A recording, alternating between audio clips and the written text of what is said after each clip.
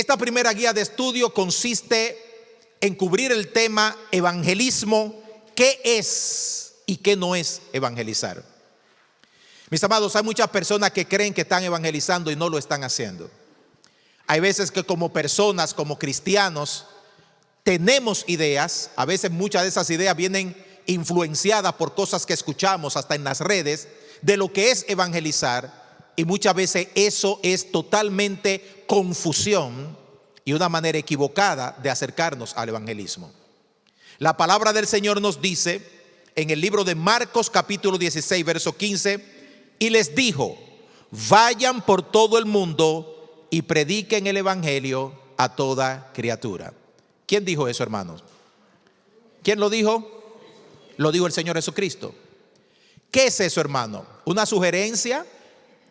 Algunos cristianos sería bueno que prediquen el evangelio y otros si no quieren predicar, que no prediquen.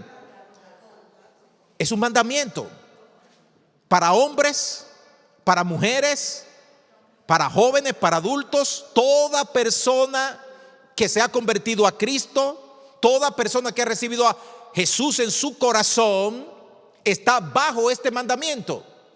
Vayan por todo el mundo y prediquen el evangelio a toda criatura. Y dicho sea de paso, alguien me preguntó que si las mujeres pueden predicar.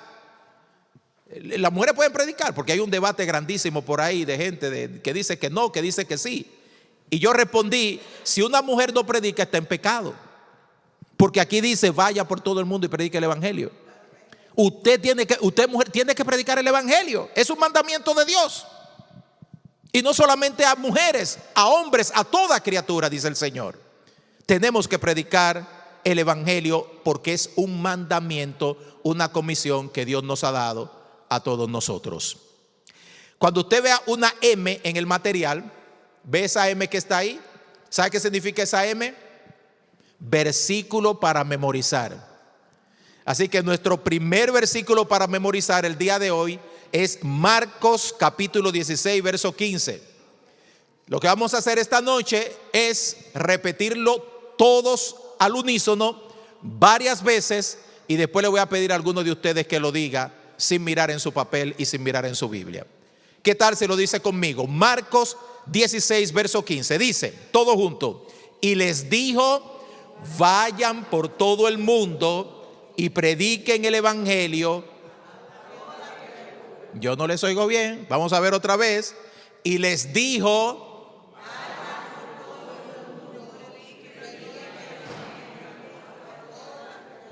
Marcos 16:15, subraye también la cita para que no se le olvide.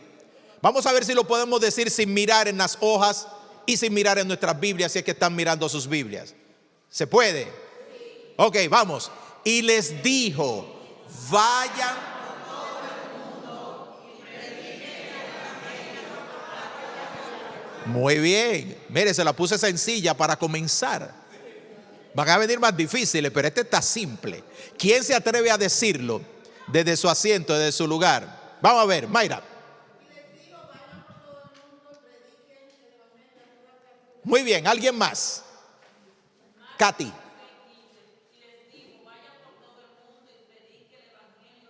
Muy bien, ¿quién más?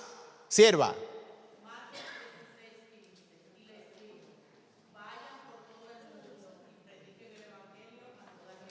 ¿Usted ve qué sencillo? ¿Ya usted memorizó un versículo de la Biblia esta noche? Le faltan como 25 más, pero ese es el primero. Y en manera acumulativa, ese versículo se va a sumar a otros y a otros y a otros y a otros, como una herramienta, como un arsenal que vamos a utilizar de la palabra de Dios en evangelismo y en discipulado. Sierva. Una pregunta. Sí. 2015.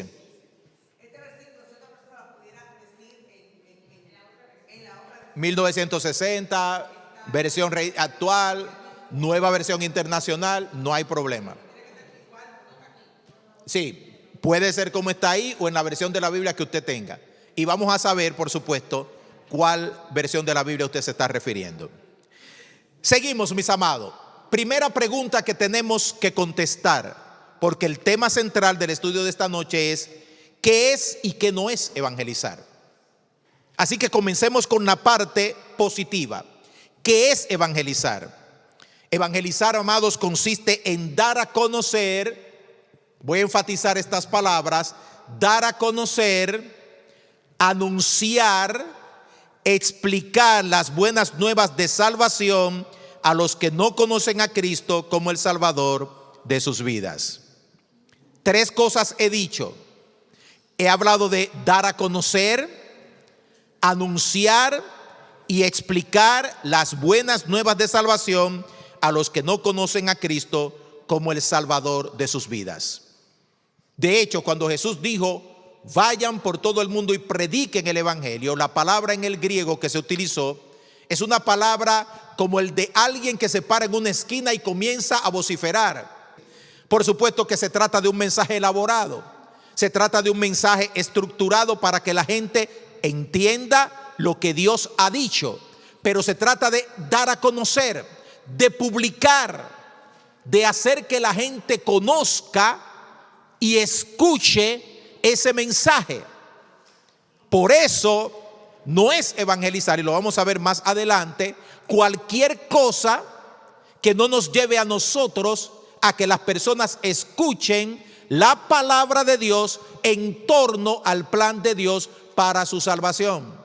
Y hay muchísimas cosas que se pueden hacer. Muchas de ellas son muy buenas, pero el evangelizar tiene que ver con anunciar, con dar a conocer y con explicar las buenas nuevas de salvación a los que no conocen a Cristo.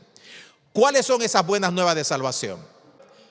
Yo quiero que usted preste mucha atención, porque si alguien le pregunta ¿qué es el evangelio?, ¿cómo usted lo respondería? ¿Qué respuesta usted daría? ¿Qué es el evangelio para usted, mi amado hermano? ¿Qué es el evangelio para usted, amada hermana? ¿Cómo respondemos a esa pregunta cuando la gente está atenta a que nosotros le vamos a predicar qué cosa? El evangelio. Entonces, si vamos a predicar el evangelio, primera pregunta es ¿qué es eso? ¿Qué es el evangelio? Las buenas nuevas de Dios para la salvación. ¿Y cuáles son esas buenas nuevas? La palabra nuevas son noticias, algo maravilloso, increíble, sobresaliente, digno de que se comunique ha sucedido. En el libro de Primera de Corintios, capítulo 15, versos 1, y saltamos al 3 y al 4, dice: además les declaro, hermanos, el evangelio que les he predicado, el cual también recibieron, en el cual también perseveran, porque primeramente les he enseñado lo que asimismo recibí, que Cristo murió por nuestros pecados conforme a las Escrituras, y que fue sepultado, y que resucitó al tercer día conforme a las Escrituras. Entonces le voy a repetir la pregunta: ¿qué es el evangelio? ¿Qué es el evangelio? Ahí está. El evangelio, hermano, es que Cristo murió por nuestros pecados conforme a las Escrituras, y que fue sepultado y que resucitó al tercer día conforme. Eso es el evangelio. Ese es el evangelio.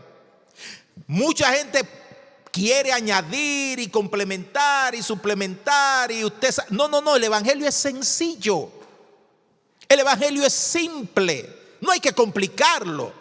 No hay que buscarle nada más, nada más que sencillamente exponer que Cristo Jesús murió por nuestros pecados, que fue sepultado y que resucitó victorioso de entre los muertos al tercer día. ¿Por qué es eso buenas noticias, amado? ¿Y por qué esas son las buenas noticias de salvación? Vamos a verlo aquí más adelante en cómo explica este pasaje el plan de Dios para la salvación. Pero aquí tenemos el segundo versículo para memorizar de esta noche. ¿Cómo dice?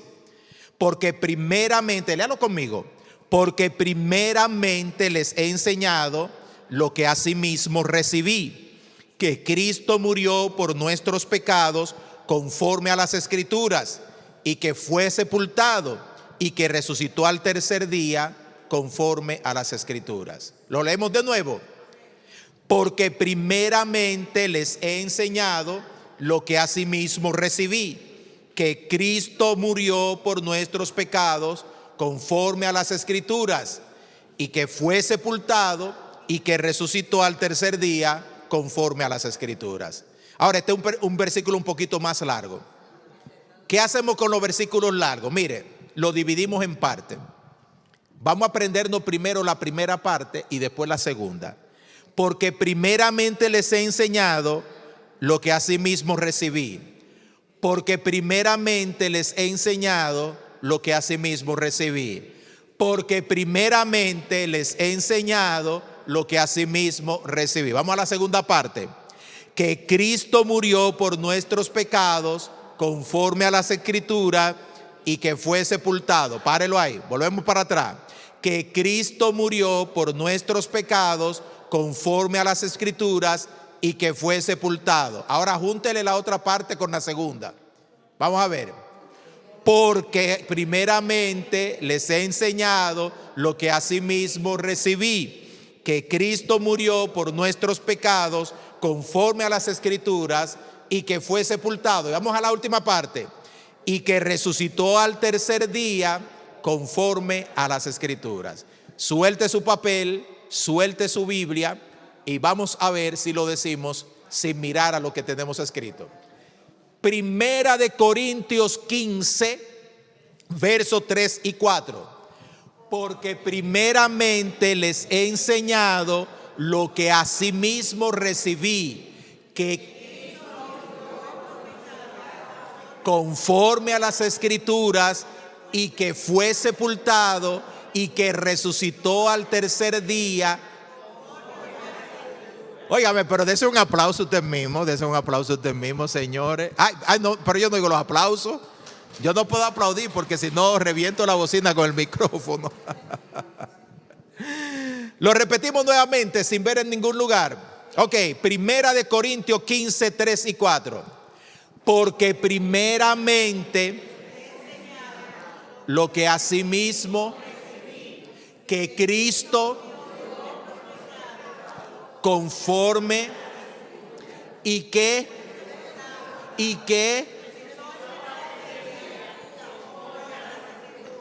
¿cómo explica este pasaje el plan de Dios para la salvación? Usted sabe que Dios tiene un plan para la salvación de cada ser humano. Es un plan diseñado desde antes de la fundación del mundo para que las personas sean salvas. La salvación de los seres humanos no es algo que nos inventamos en la iglesia. No es algo que se lo inventó un teólogo y no es algo que cualquier persona puede decidir qué va a hacer y cómo va a hacer para que la gente sea salva. Ya Dios diseñó el plan. Lo único que tenemos que hacer es aprendernos ese plan y ejecutarlo. El libro de Primera de Corintios capítulo 15, versos 3 y 4, la epístola, nos dice que esto es el evangelio. Entonces vamos a ver cómo esta explicación de Pablo nos ayuda a entender este plan de Dios para la salvación. La primera cosa que nos muestra es que nosotros todos somos pecadores. Cuando vamos a predicar a un mundo perdido, entendemos, asumimos, comprendemos, estamos totalmente convencidos de que no hay una sola persona en este mundo que se haya ganado la salvación o que pueda decir estoy exento de que Cristo haya muerto por mí, no necesito arrepentimiento, no necesito convertirme. Por eso dice en la declaración del evangelio, Cristo murió por nuestros pecados. El pecado fue la causa, la motivación, la razón por la que Cristo vino y la razón, la causa por la cual Él también murió. Romanos 3:23 dice, por cuanto todos pecaron y están destituidos de la gloria de Dios. ¿Cómo respondemos a personas que dicen, pero yo no soy pecador, porque yo no mato, yo no robo, yo al que me pide un vaso de agua yo se lo doy, yo nunca he hecho nada como para que me metan preso? Entonces no son pecadores, o todos somos pecadores.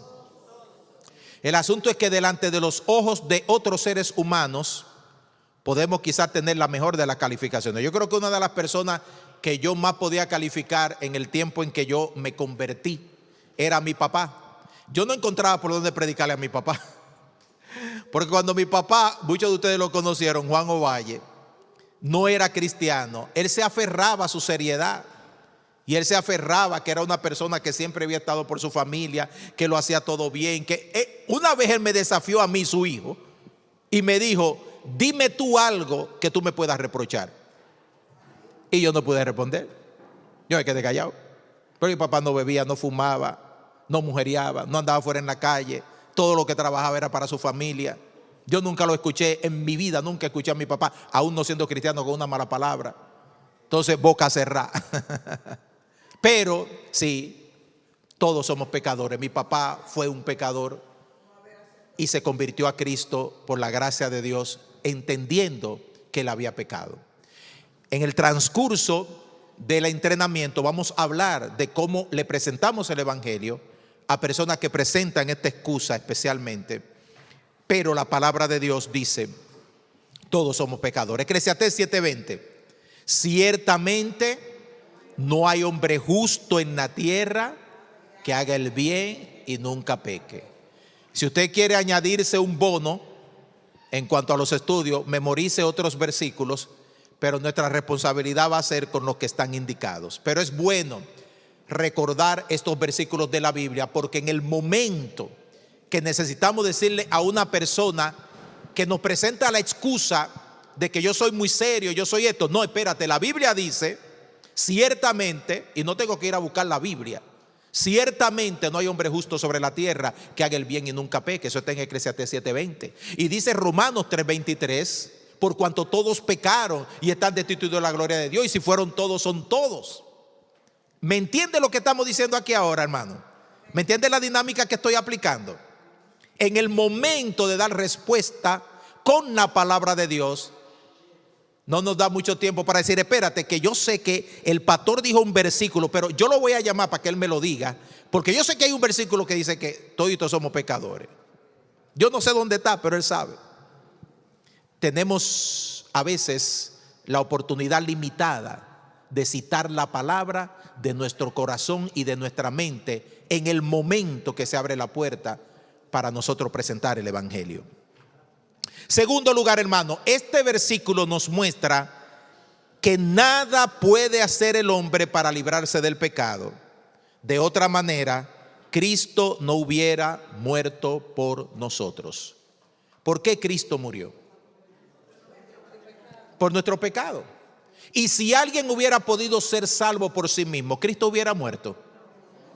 Si hubiera habido un solo hombre, mire, si una sola persona en la historia de la humanidad, no en el tiempo en que vivimos ni del pasado, en la historia de la humanidad, una sola persona pudiera presentarse delante de Dios, o Dios la pudiera presentar y decir: yo sí no necesito el sacrificio de Cristo porque yo no tengo pecado.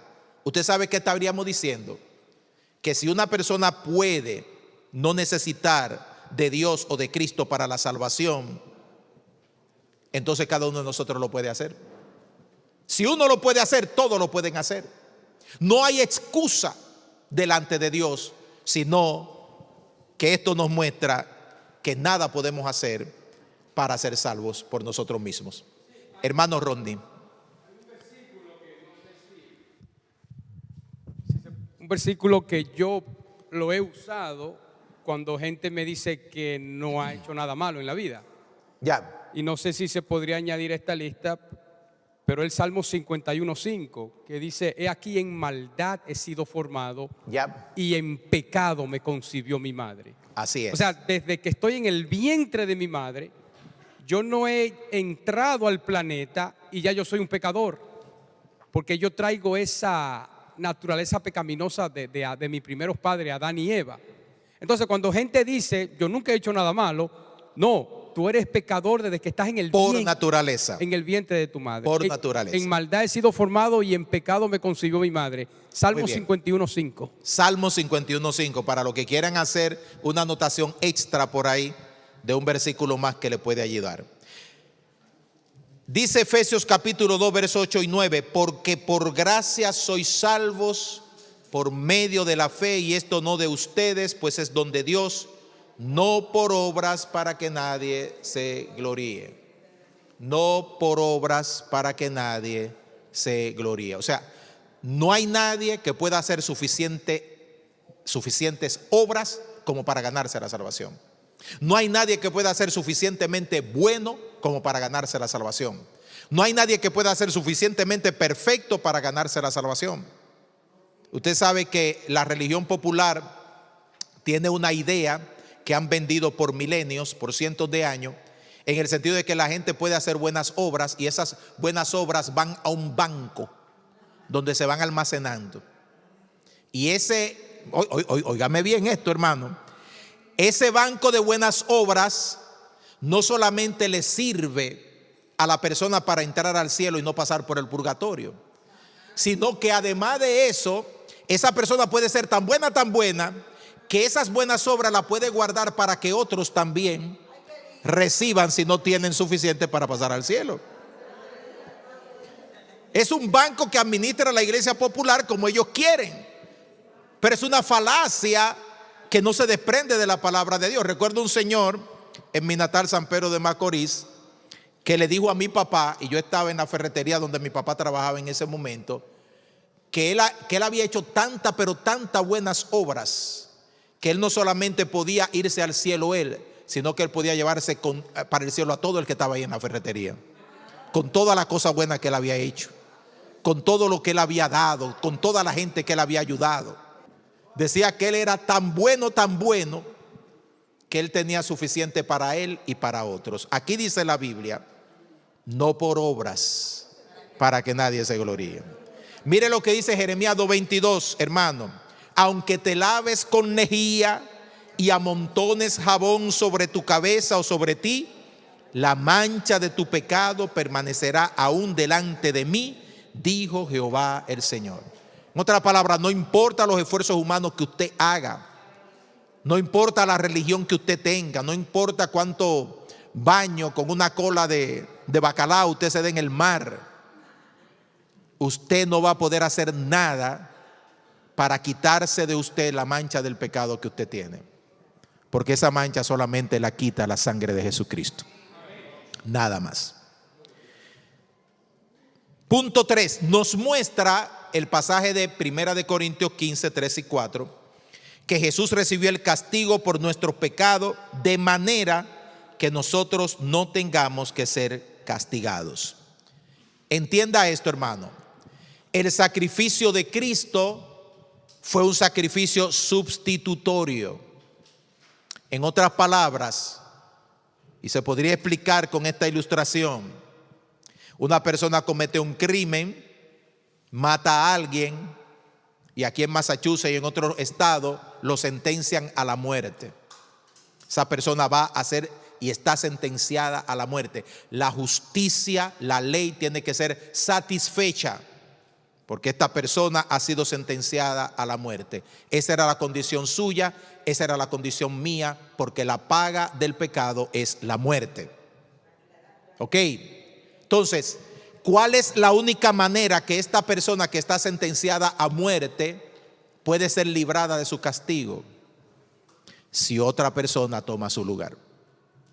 Si otra persona toma su lugar. Si otra persona toma el lugar para que la justicia sea satisfecha y esta otra persona que cometió el crimen salga libre. Se llama sustitutorio. Cristo nos sustituyó a nosotros. La muerte de Cristo era lo que usted se merecía. Los clavos que le clavaron a Cristo era lo que usted se merecía. Mire que estamos aquí conmemorando y rememorando la Semana Santa. Los latigazos que le dieron a Cristo, la sentencia de muerte que vino sobre Jesús era la que usted se merecía. Y Jesús cargó y Dios puso en Jesús los pecados de todos nosotros, de manera que cuando Jesús va a la cruz y muere, entonces la ley es satisfecha. Nosotros no somos salvos porque Dios ignora nuestros pecados. O porque Dios dice, no me importa lo que ella hizo, no me importa lo que hizo. Él mató, él robó, él fornicó, él mintió, él hizo lo que sea, no me importa, yo te perdono. Sí, a Dios sí le importa. A Dios sí le importa porque Él es santo, santo, santo. Pero cuando venimos a Dios a buscar el perdón, entonces venimos en el nombre de Jesucristo. Y Dios dice, te mereces la muerte, te mereces el infierno, te mereces la condenación, pero ya Jesús pagó el precio. Así que te puedo salvar, te puedo perdonar. Mire lo que dice Primera de Pedro capítulo 3 verso 18. Porque Cristo también padeció una vez para siempre por los pecados, el justo por los injustos, para llevarnos a Dios, siendo a la verdad muerto en la carne, pero vivificado en el Espíritu. Cristo padeció una vez para siempre por los pecados, el justo por los injustos, para llevarnos a Dios. La muerte de Cristo fue el sacrificio perfecto, y a partir de ahí los seres humanos no necesitamos nada más para nuestra salvación. No hay que añadirle nada más al sacrificio de Cristo. Fue completo, perfecto, todo lo que el Padre quiso que se satisfaciera con la muerte de Cristo, se satisfizo, y por eso dice, una sola vez se presentó por nuestro pecado. Y por último, hermano, esta declaración de 1 Corintios 15, 3 y 4 nos muestra que la resurrección de Cristo es la certificación de que Él triunfó sobre la muerte, el diablo y el mundo, de manera que todos los que creen en Él puedan tener esa victoria. Y Juan 11, 25 lo dice de una manera maravillosa. Otro versículo que si usted quiere, póngalo como bono para memorizar. No es requerido, pero si quiere lo puede poner. Jesús le dijo, yo soy la resurrección y la vida, el que cree en mí, aunque esté muerto, vivirá. Jesús es la resurrección, Jesús es la vida. La paga del pecado es muerte, pero Jesús murió y no se quedó muerto, sino que resucitó. Y esa resurrección de Cristo le pertenece a todos aquellos, escúcheme bien, a todos aquellos que le reciben también como Salvador. Jesús resucitó. Entonces, ese es en resumen la declaración del Evangelio. Yo voy a volver atrás muchas veces, así que no se me canse, porque esto es repaso, repaso, repaso, repaso. Si yo vengo donde usted y le digo, hermana Verónica, usted predica el Evangelio. ¿Y qué es el Evangelio? ¿Y qué son las buenas nuevas de salvación?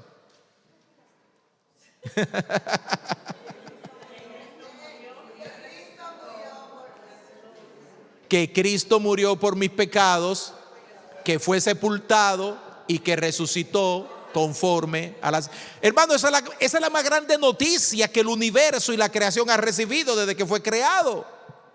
Toda la creación estuvo sujeta a maldición y muerte, hasta que un día de la tumba victorioso se levantó nuestro Cristo y dijo, ¿dónde está, oh muerte, tu aguijón? ¿Dónde, sepulcro, tu victoria? Porque toda la creación, hermano, hasta las plantas y los animales están sujetos a la muerte, cuanto más nosotros los seres humanos. Pero Cristo Jesús venció, y eso es buena noticia. Eso es noticia para salir a decirle al mundo entero, nadie tiene que ir al infierno, nadie tiene que ser condenado, nadie tiene que morir sin esperanza y sin Dios. Hay oportunidad, hay refugio, hay salida. Y esa salida es Jesús. Y por eso son buenas nuevas, por eso son buenas noticias, por eso son dignas de ser declaradas y vociferadas en todas las esquinas del mundo. Entonces, hermano, ¿qué significa este creer para salvación del cual hablamos en el Evangelio? ¿Qué significa creer? Y estoy subrayando aquí porque es muy importante cuando salgamos a evangelizar. La mayoría de la gente que usted va a encontrar le va a decir, yo creo en Dios. Yo creo. No, yo creo. Sí, yo creo. Ahora, ¿ese creo es de salvación? Esa es la pregunta que tenemos que responder. Porque si nos paramos y nos paralizamos, como dicen en inglés, si nos frizamos, cuando le dicen, no, pero yo creo en Dios, yo creo. Y decimos, está evangelizado, él cree en Dios. No es ese creer que se refiere a la Biblia. Tenemos que entender al evangelizar lo que significa creer, para que la gente no se nos quede perdida creyendo y se vaya al infierno creyendo. Kiko. Sí, hay palabras que han perdido su significado. Y que yo creo que la palabra creer debiera ser quitada hasta de la Biblia, para poner los otros significados como fiar y confiar, que tienen que ver con pistos, pisteus, que significa realmente tú depositarte por completo en confianza en manos de otro. No tiene que ver nada. El dominicano usa yo creo para decir yo opino, a mí me parece. ¿Qué tú piensas? ¿Tú crees que fulano se va a casar con fulanito? Yo creo, o sea, yo opino que sí. Es una simple opinión. Le han quitado el significado a la palabra creer. Yo quiero decirle que cuando nuestras Biblias fueron traducidas, creer era creer. Y creer era acreditar algo y confiar en eso y depositarse en eso. Pero el uso y estar dispuesto hasta moderno morir de la por palabra eso. creer, yo prefiero ni siquiera usarla en mi evangelización. Usted confía en el Señor, usted está dispuesto a entregarse a Él. Yo le entro por ahí porque no uso la palabra creer, porque realmente se ha relativizado esa palabra de una manera absurda. Claro que sí. La palabra creer en el pasado era tan fuerte, para corroborar lo que dice mi hermano Quiquito, que usted podía ir a la muerte por decir que usted no creía que la tierra era cuadrada. Sí. Si en el tiempo antes de que Colón descubriera América, usted afirmaba y decía que la tierra era redonda, a usted lo podían mandar a la hoguera y le podían quitar la vida. Yo creo que no, usted tiene que creer que que la tierra es plana, y que si usted corre hacia la línea del horizonte, usted se cae para abajo en el abismo. Ese era el significado de la palabra creer, que dice Kiko se ha perdido. Ya no creemos de esa manera. Así que creer no significa saber que Dios existe. No, yo sé que hay un Dios en el cielo. Es más, yo sé que Dios es bueno. Es más, Dios me ha hecho a mí milagros. Dios a mí me ha sanado de enfermedad. Yo le he pedido cosas a Dios y me la ha dado. Entonces, ¿ese creer me lleva al cielo? La respuesta es no. Entonces, evangelizadores, estemos claros, para que la gente no nos deje seco y sin palabras en el momento en que nos proponga que ya ellos son tan creyentes o mejores creyentes que nosotros. Hay un creer para salvación. Significa confiar de todo corazón, entregar. Si tú crees, ¿por qué tú no te entregas? Si tú crees, ¿por qué tú no te rindes a Dios? Si tú crees, ¿por qué tú no le das tu todo a Cristo? No, ahí se paró el creer. Hasta ahí llegué. ¿Por qué no haces lo que la palabra de Dios te dice? ¿Por qué no le das a Dios lo que Dios te está pidiendo? Si tú crees. Manuel. Dice la palabra de Dios que los demonios creen y tiemblan. Ese versículo lo tenemos aquí. Corroborando lo que dice mi hermano Quiquito, creer no es como, así como dicen los dominicanos. Yo creo, y lo han cogido eso como un decir. Pero creer es una entrega y una dependencia de Dios total. Mire lo que dice primera de San Juan capítulo 1 verso 12. Pero a todos los que le recibieron. Y cuando hay una secuencia en la Biblia de repetición de cosas, quiere decir que una cosa igual a la otra. Creer significa recibir. A todo lo que le recibieron, que es igual a los que creen en su nombre, les dio el derecho de ser hecho hijo de Dios. Entonces tú crees, recibe. Tú crees, acepta. Tú crees, ríndete. Tú crees, confía. Tú crees, dalo todo. Porque ese es el creer que lleva a la salvación. No es que el otro creer sea malo.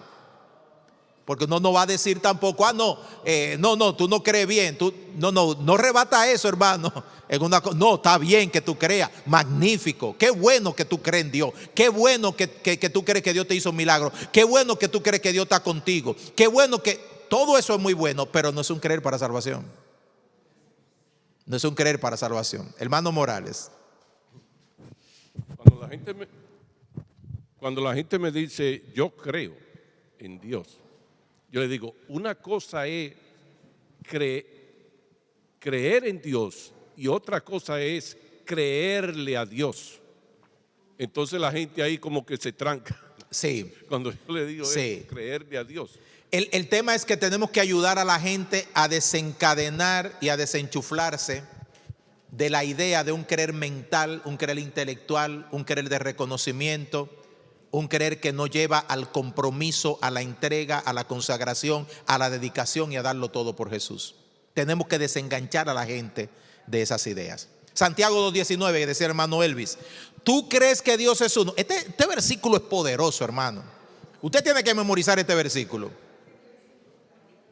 Porque si él le dice, yo creo, usted le dice, no, eso está bien, mira lo que dice aquí. ¿Tú crees que Dios es uno? Bien hace, hasta los demonios creen y tiemblan. Hay gente que cree y no tiembla. ¿Usted se ha dado cuenta de eso? Hay gente que cree y no tiembla, no le teme a Dios, pero creen. Los demonios no solo creen, hermano, se deshacen ante el nombre y la presencia de Jesús, cosa que no hacen seres humanos, y van para el cielo los demonios. ¿Quién cree que los demonios se van a salvar?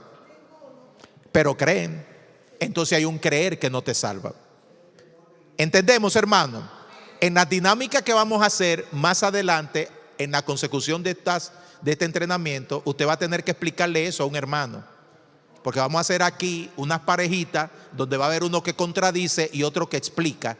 Y esa oportunidad de explicar la diferencia entre creer y no creer, creer para salvación y creer para perdición, usted la va a tener que explicar. Así que llévesela desde ahora. Ok, de una manera más profunda. Ok, tenemos copias. ¿Alguien no tiene copia? ¿Alguien no tiene copia? Hay alguien que no tiene copia.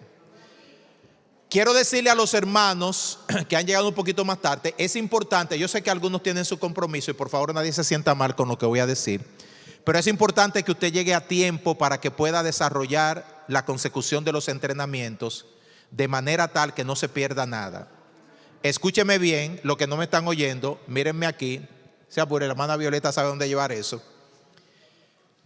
Todo lo que vamos a enseñar en los entrenamientos es consecutivo. Lo que estamos aprendiendo hoy va a ser la base para lo que vamos a aprender el próximo miércoles. O sea, el que se perdió el día de hoy tiene que agarrar su material y digerirlo. Estamos filmando la presentación del día de hoy para publicarla de manera que algunos hermanos, inclusive mi hermana María Fernanda que está atendiendo a los niños y otros, puedan ver el material y puedan estar preparados para el próximo miércoles. Pero tratemos, hermano, y lo digo desde ahora, de estar a tiempo cada miércoles para que podamos llevar todo el hilo de las enseñanzas en los entrenamientos. Ok, de una manera más profunda, evangelizar es llevar a una persona por medio de las Escrituras a entender 5 cosas.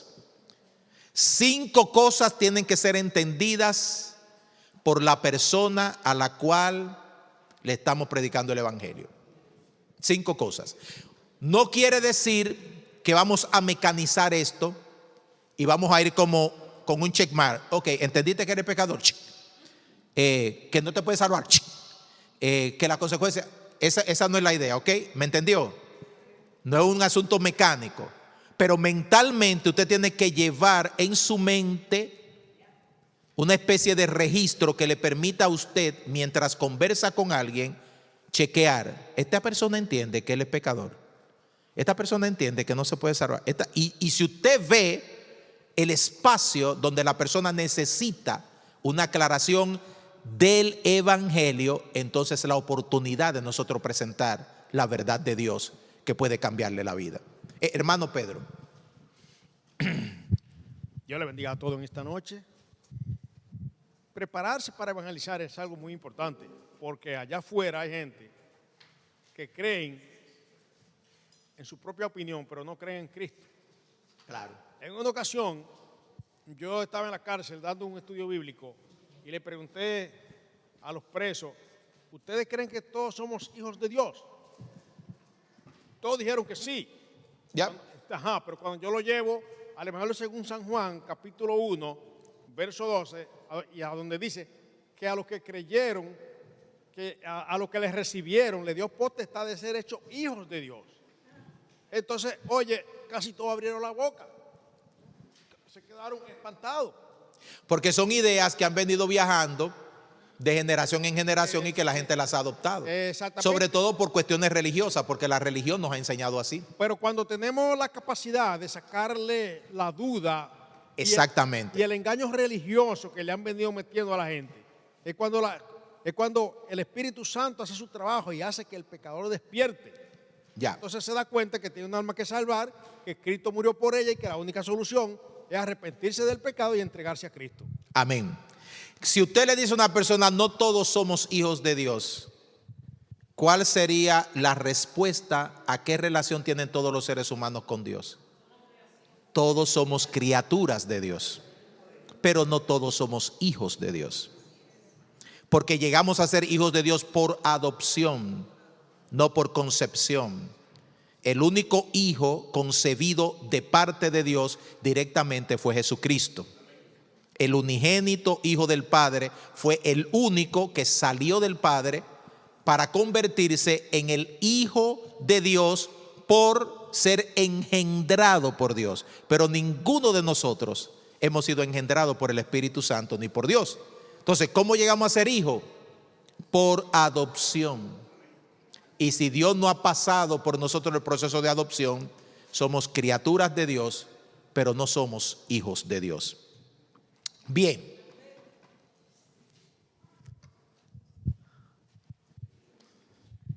Con ese mismo tema, una vez me pasó, estábamos en una reunión, un círculo, y estábamos hablando y dijimos, no, porque nosotros somos hijos de Dios. Y hubo una persona que se incomodó, pero dijo, oh, yo también soy hijo de Dios. Ya, hay gente que se molesta con eso. O sea, de una forma que hubo que explicarle, y dice, pero alterado, diciendo que yo también soy hijo de Dios. Sí. O sea, la creencia popular es que todos somos hijos de Dios. Así es. En el entrenamiento, hermano, vamos a saber cómo tratar con, vamos a decir, verdades que ofenden. A veces usted le dice a una gente que es pecador y la gente se molesta con eso. Entonces, hay maneras de decir que una persona es pecadora sin mencionarle lo que le va a perturbar, porque eso es un ruido que se mete y que le impide la comunicación de la verdad que usted quiere decir. Sin embargo, a veces es imposible, usted sabe, evitar eso, pero hay maneras de decirle a una persona, tú no eres hijo de Dios o tú no eres hija de Dios, sin que la persona se altere. Tú eres un pecador y estás condenado para ir al infierno, sin que la persona sienta que yo soy el peor de los seres humanos y tú me estás insultando y me estás faltando el respeto. ¿Cómo tú vas a querer que yo para yo no soy Hitler, yo no soy Trujillo, con quién tú me estás comparando, etcétera, etcétera, etcétera? Vamos a trabajar eso más adelante. Quirós. Algo muy importante, a ver, y es que hay que tener cuidado cuando, en qué ocasión tú enfrentas ese tipo de personas, porque yo he estado con familiares. Perdón, ¿qué tú dijiste? No entendí eso. Que tú tienes que entender en qué ocasión, en qué momento tú estás, en qué lugar, cuando tú vas a enfrentar a alguien. Porque yo he estado con familiares míos, hermanos míos, primos, y si están en bebedera ellos y están haciendo una actividad, y yo estoy en esa actividad con ellos, ¿cómo yo me voy a poner a discutirle a ellos? No, que no somos todos hijos de Dios. Entonces muchas veces nosotros nos sentimos mal porque estamos viendo al otro haciendo algo malo y lo que queremos es estrugar en la cara a ellos que ellos están mal. Entonces esas personas te van a venir con una palabra fuerte. ¿Y qué tú te crees? Entonces, que yo no soy hijo de Dios. Por eso digo que hay que usar el tiempo adecuado para tú predicar la palabra. Espera otro día, no lo enfrentes ese día porque sabes que tú vas a tener problemas. Claro, muy bien, muy bueno eso. 5 cosas que hay que tener en cuenta cuando se presenta el Evangelio. Y esto es básicamente profundizando. Primero, hay que llevar a la persona a entender que es un pecador. Que es un pecador. No hay manera que usted pueda llevar a una persona a la salvación si esa persona no entiende que es un pecador, que está perdido, que la paga del pecado es muerte, que está en una condición básicamente apartado de Dios e inclusive bajo su juicio. Segundo lugar, que no puede hacer nada por sí mismo para salvarse. Tenemos que llevar a la persona a entender que no puede hacer nada por sí mismo para salvarse. Que no hay religión que lo salve.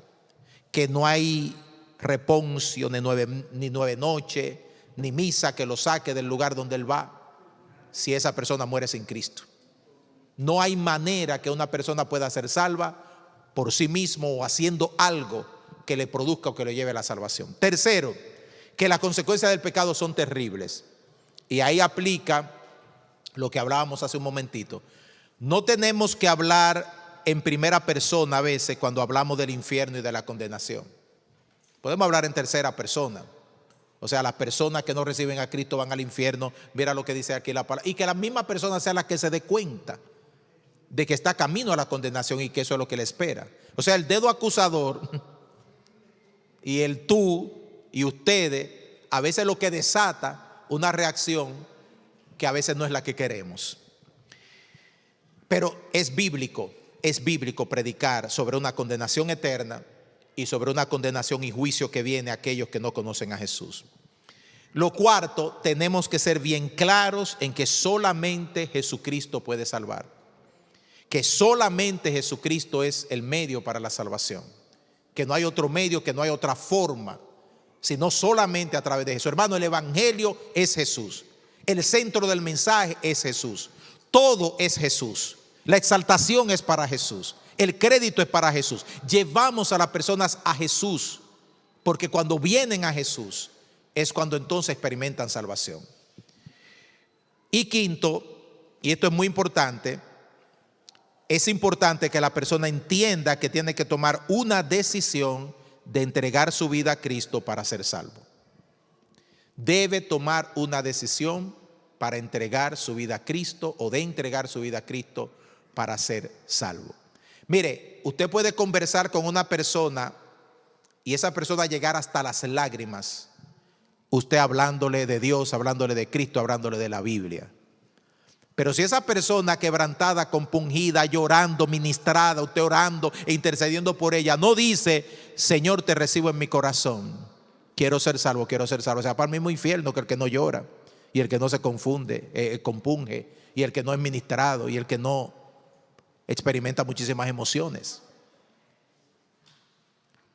Llegar a ser salvo es un asunto de decisión.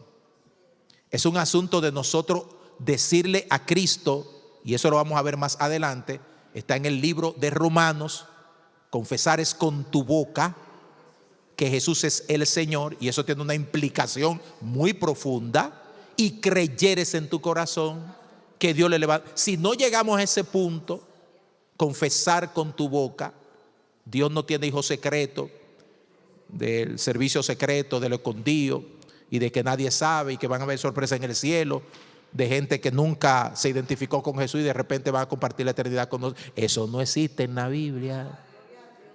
Eso no está en la Biblia. Lo que hay en la Biblia es un versículo que dice: el que me confiesa delante de los hombres, yo le confieso delante de mi Padre que está en los cielos. Y el que me niega delante de los hombres, el que se avergüenza de mí delante de los hombres, yo me avergonzaré de él también. Entonces, estemos claros, hermano, que la gente tiene que llegar a un punto de decidirse por Jesús. No lo vamos a empujar, eso no se impone, eso tiene un límite. Hay que tener discernimiento espiritual, guía del Espíritu Santo para saber cómo ministrarlo. A veces no sucede en ese momento, puede ocurrir en otro momento, pero nuestro deseo y nuestra búsqueda es que la gente llegue a hacer una decisión de entregarse totalmente a Jesús. Y por último, hermano, y terminamos aquí, creencias erróneas sobre evangelizar. Déme plantearle esto a usted para que usted me diga si esto es evangelizar. Verónica viene caminando por ahí, es mi vecina, y yo le digo: Verónica, Cristo te ama. Y Verónica me dice: amén, gloria a Dios. Verónica, ¿está evangelizada? ¿Cuántos dicen que sí? ¿Por qué no? Porque yo no le he explicado, yo no le he enseñado, yo no le he mostrado a Verónica las verdades que tienen que ver con el evangelio. ¿Estamos diciendo que decir Cristo que te ama es malo? No es malo decir Cristo te ama, pero decir Cristo te ama no es evangelizar a alguien. ¿Alguien me entiende lo que quiero decir? Dios te bendiga. Ahora todo el mundo dice Dios te bendiga. Ahora todo el mundo es bendecido, inclusive con la cerveza en la mano y la juca tirando humo, y Dios te bendiga. Muchas de esas cosas No vamos a decir que son malas, porque yo quiero que Dios bendiga a todo el mundo. Y la mayor bendición que quiero que tengan es que sean salvos. Pero decir Dios te bendiga, decir Cristo te ama, no es evangelizar a alguien. Y no podemos decir que alguien está evangelizado, porque le hemos dicho mucho de estas palabras y de otros clichés que andan por ahí. Dar testimonio. Digamos que usted está en su empresa donde usted trabaja y todo el mundo sabe que usted es cristiano y que usted es un buen cristiano y que usted ora y que usted alaba al Señor y que usted va a la iglesia todos los domingos y que usted era antes una cosa pero ahora usted ha cambiado. Entonces ya toda la gente en su empresa está evangelizada porque ellos saben que ustedes son cristianos y usted le está dando buen testimonio. ¿Están evangelizados? No. Dar testimonio es muy bueno. ¿Estamos diciendo que dar testimonio es malo? No. Pero dar testimonio no es evangelizar. Dar testimonio es parte de lo que debemos hacer como cristianos en todo lugar. Pero no podemos decir que porque en mi empresa yo me porto bien y todo el mundo sabe que yo soy cristiano, ya la gente en mi empresa todos están evangelizados porque ellos saben que yo soy cristiano. Y yo soy el mensaje. Yo no veo en ninguna parte de la Biblia que dice que yo soy el mensaje. ¿Alguien ha leído eso? Enséñame un versículo que diga, usted el mensaje. No, el mensaje es Jesús. Yo no soy mensaje, el mensaje es Jesús. Invitar a la iglesia o pertenecer a una religión cristiana. Si invitamos a la gente a la iglesia, y usted sabe que hay gente que le gusta venir a la iglesia. Por ejemplo, esta Semana Santa estaremos llenos de amigos. Porque usted sabe, la gente, la respuesta religiosa, y hay que aprovecharla para predicar el evangelio, pero sabemos que eso es religión. Mucha gente va a venir y le daremos la bienvenida, lo abrazaremos. Pero porque le guste la iglesia y porque venga a la iglesia, ¿están evangelizados? Especialmente si usted invita a alguien y digamos el pastor está predicando un mensaje sobre la Santa Cena y la persona lo escucha y se va a su casa, recibió un mensaje, ¿está evangelizado? No está evangelizado. Porque una persona necesita saber lo que tiene que ver con lo que la Biblia define como el evangelio. Jesús dijo, prediquen el evangelio. Prediquen las buenas nuevas de que yo morí por ellos. Prediquen las buenas nuevas de que yo fui sepultado, resucité y ahora pueden ser salvos si se arrepienten y se convierten a mí. Y eso fue lo que predicaron los apóstoles. Eso es evangelismo. Cuarto, aconsejar para que la persona deje ciertos pecados. Ay, fulano, deja de beber. Tú estás bebiendo mucho, tú le estás haciendo daño a tu familia. Y fulano con los lagrimones por acá dice, yo voy a dejar de beber, yo voy a dejar la bebida. Y deja de beber. Ya está evangelizado porque ya dejó de beber. Va para el cielo. En primera fila, en VIP. ¿Qué usted cree? ¿Se va o no se va?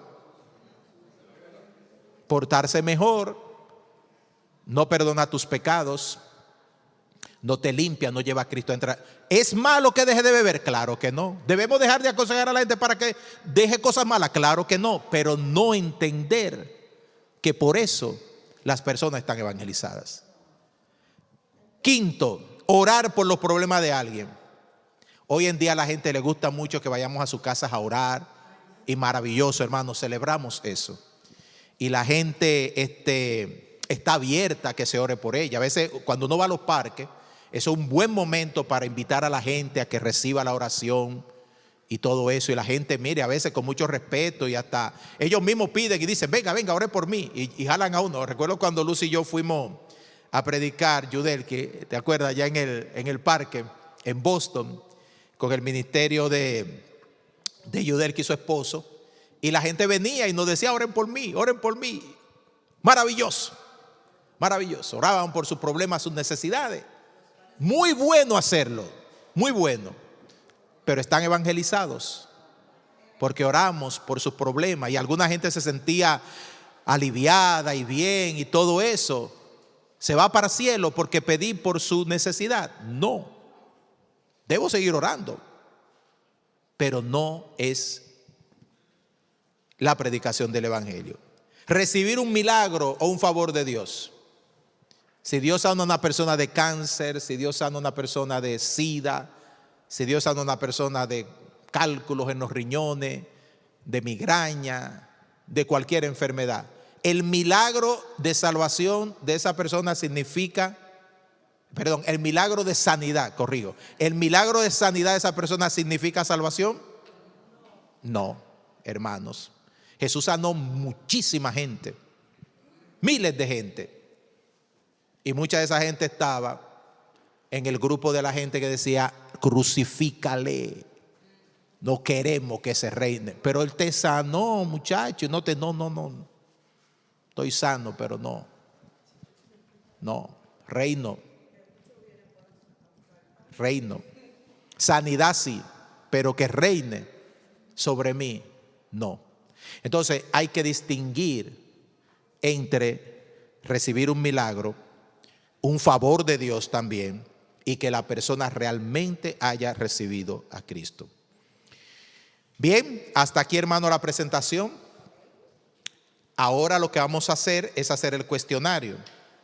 Todos aquellos que tienen sus hojas, en la página 5, vamos a completar lo que hay en ese cuestionario y lo van a entregar una vez que hayan finalizado.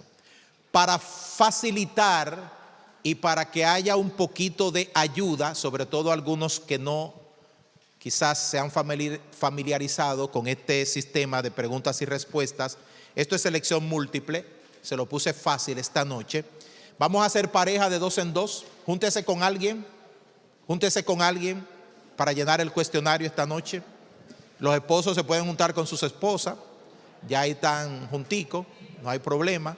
Pero si usted no tiene a alguien, júntese con alguien y vaya por las preguntas, una por una, hasta llegar al final. Si tiene alguna pregunta sobre alguna pregunta, con mucho gusto estaremos aquí para contestarla.